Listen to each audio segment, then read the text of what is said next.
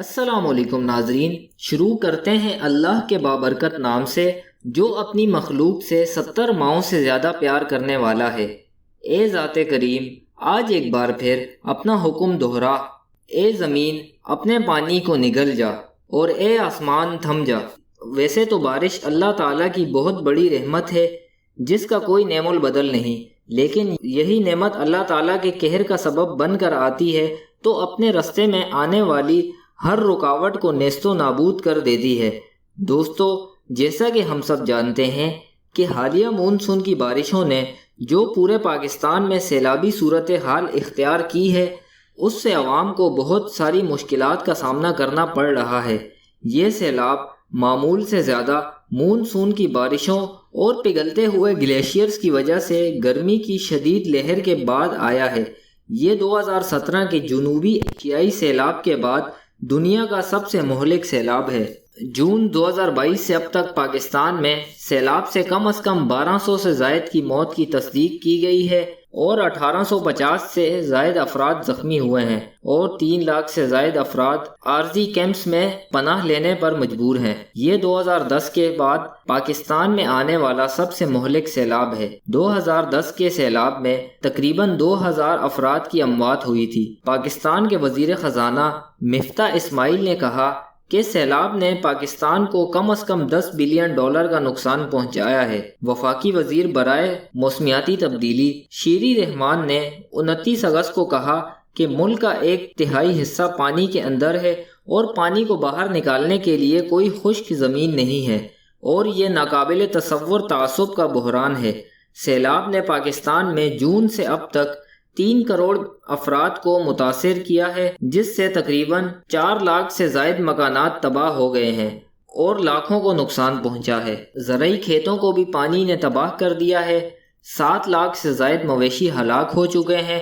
3600 kilometre سے زیادہ سڑکوں اور 145 پلوں کی تباہی نے سیلاب سے متاثرہ علاقوں تک رسائی حاصل کرنے میں رکاوٹ پیدا کر دی ہے۔ 17,560 سے زائد اسکولز کو بھی نقصان پہنچا ہے۔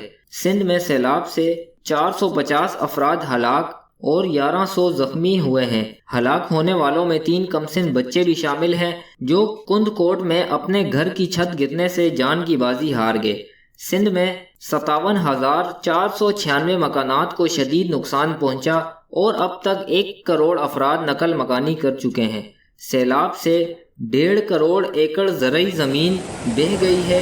لڑکانہ اور سکھر ڈویژن بھی سیلاب سے بری طرح متاثر ہوئے ہیں۔ بلوچستان میں سیلاب سے 250 سے زائد افراد ہلاک اور بہت سے خاندان بے گھر ہو گئے ہیں۔ بلوچستان میں 42,679 مکانات تباہ ہو چکے ہیں اور 3,04,000 ایکڑ فصلیں برباد ہو گئی ہیں۔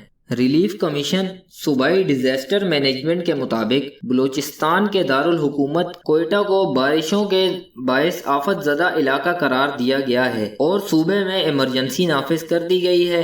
جانی اور مالی لحاظ سے سندھ اور بلوچستان 2 سب سے زیادہ متاثرہ صوبے ہیں۔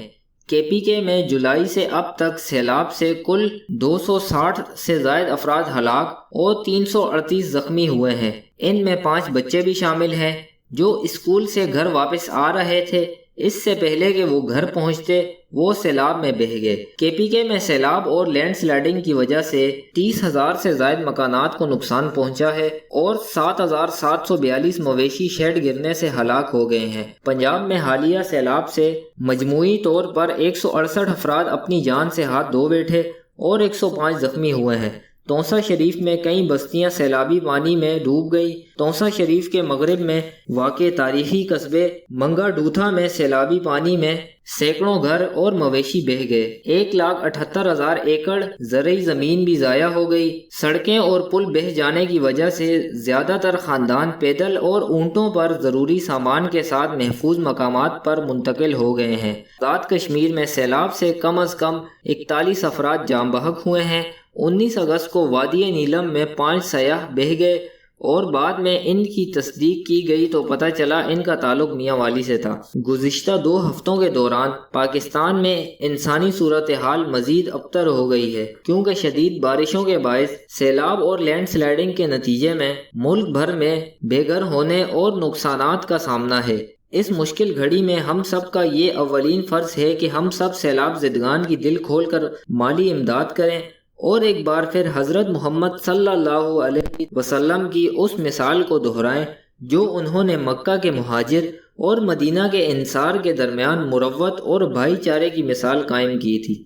دوستو، آج کے لیے بس اتنا ہی، پھر ملاقات ہوگی ایک اور نئی ویڈیو کے ساتھ۔ تب تک اپنا خیال رکھیے گا۔ خدا حافظ۔